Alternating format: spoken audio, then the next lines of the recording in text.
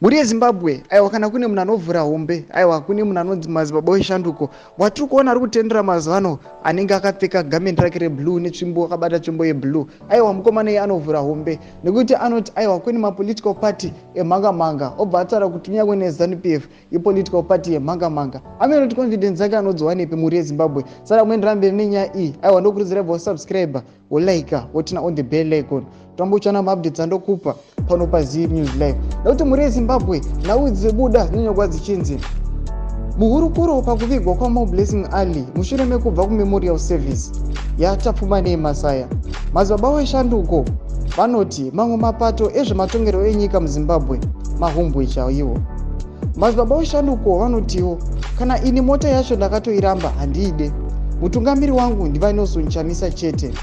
Vachireva mota yavanonzi vaida kupiwa masvondo maviri apfuura kuti vapinde muZANU-PF vagosiya vaNelson CHAMISA.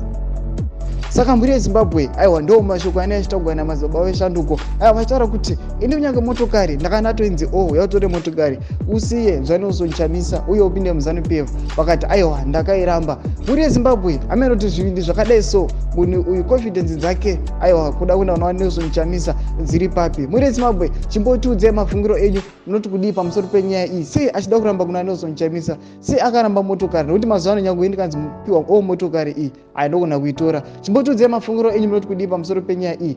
Musangana kusubscribe kulaika toyotana on the bell icon tambochana maupdates andokupa pano paZim News Live.